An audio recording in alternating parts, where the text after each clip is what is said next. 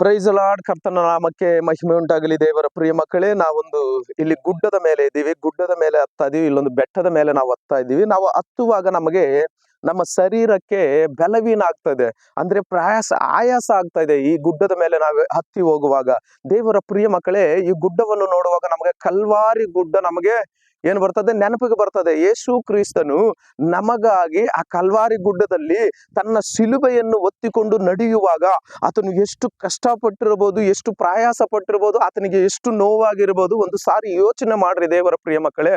ಈ ಬೆಟ್ಟವನ್ನು ಹತ್ತುವಾಗಲೇ ನಮಗೆ ಏನಾಗ್ತದೆ, ಆಯಾಸ ಬರ್ತದೆ, ಹತ್ತೋದಕ್ಕೆ ಆಗ್ತಾ ಇಲ್ಲ.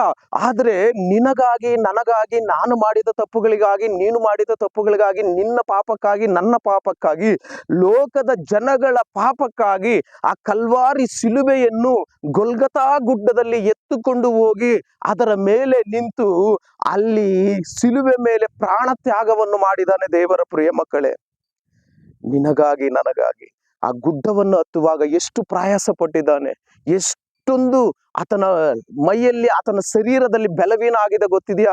ಏನಿಗೋಸ್ಕರ ಸಹಿಸಿಕೊಂಡಿದ್ದಾನೆ ಗೊತ್ತಿದೆಯಾ? ನಿನಗಾಗಿ, ನನಗಾಗಿ, ನಿನ್ನನ್ನು ರಕ್ಷಿಸೋದಕ್ಕಾಗಿ, ನನ್ನನ್ನು ರಕ್ಷಿಸೋದಕ್ಕಾಗಿ, ನಿನಗೆ ನಿತ್ಯ ಜೀವ ಕೊಡೋದಕ್ಕಾಗಿ, ನನಗೆ ನಿತ್ಯ ಜೀವ ಕೊಡೋದಕ್ಕಾಗಿ.